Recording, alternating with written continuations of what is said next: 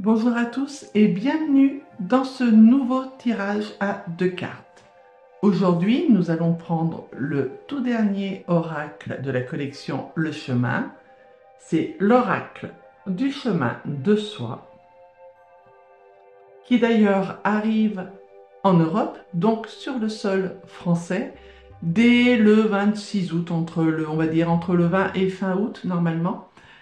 Il sera là et j'ai très hâte d'avoir vos premiers retours quand vous allez faire vos tirages. J'espère qu'il vous plaira tout autant que les 3 autres auparavant. Pour ce tirage, nous avons donc 2 cartes que j'ai mélangées et tirées juste avant de commencer cette vidéo afin d'avoir un peu plus de temps pour vous les expliquer. La carte numéro 1, la carte numéro 2. À vous de choisir. Je vous rappelle la 1, la 2. Prenez votre temps. Pensez soit à une situation ou n'espérez peut-être que recevoir un message aujourd'hui du monde spirituel. C'est vous qui choisissez. On y est? Le choix est fait? C'est parti. Nous allons donc retourner ensemble la première carte. Qui est, pour ceux qui aiment les numéros, la carte numéro 6. La parole t'aidera toujours à avancer. Le silence ne peut que te fragiliser. Je vous laisse en même temps regarder l'illustration. Petit clin d'œil à l'illustrateur Guillaume Nedelec, avec l'accompagnement de Valérie Saucé.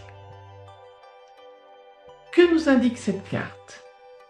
Elle nous indique qu'aujourd'hui, vous avez peut-être un problème relationnel, alors qu'il soit amical, familial, sentimental. Très souvent, on n'ose pas trop dire ce qui ne va pas, on a peur de faire du mal, on a peur de blesser. On se dit qu'on est peut-être aussi un peu trop sensible, susceptible. Et puis on garde un silence. Et puis ça fait un petit peu le système de la cocotte minute. Ça veut dire qu'on prend, on garde, on garde, on garde, on porte sur nos épaules et puis à un moment donné, tout explose et c'est un petit peu trop tard. On revient avec des histoires ou des faits qui remontent à 6 mois en arrière. Cette carte, elle vous dit jusqu'aujourd'hui, que ce soit un relationnel au travail, que ce soit un relationnel dans votre vie, dans la généralité, dans votre vie de couple ou dans votre vie familiale, respirez un bon coup, c'est le moment d'aller poser les mots.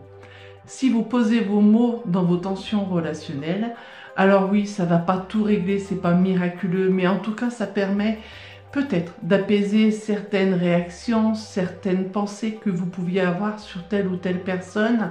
Et puis des fois, de se prendre conscience simplement que ce qui était en train de devenir une montagne pour vous n'est finalement qu'un tout petit caillou en travers de votre chemin et que c'est bien d'en avoir parlé, ça vous permet de pouvoir retirer ce caillou-là et de voir la vie peut-être de manière un peu plus sereine, un peu plus simple. Et puis dites-vous bien qu'à chaque problème, sa solution. Mais attention à vouloir vous poser trop de questions sur quelque chose, vous ne trouverez pas de réponse, vous trouverez encore d'autres questions parce que votre réponse, elle ne concernera finalement que ce que vous trouverez quand vous aurez posé les mots, que vous vous serez exprimé. C'est la carte numéro 1, qui est donc la numéro 6. C'est la première carte de ces 2 cartes proposées. La deuxième, c'est la numéro 22 et je vous la laisse découvrir aussi. Crée de l'action dans ta vie. Elle te forcera à avancer et à ne pas abandonner. Crée de l'action dans ta vie.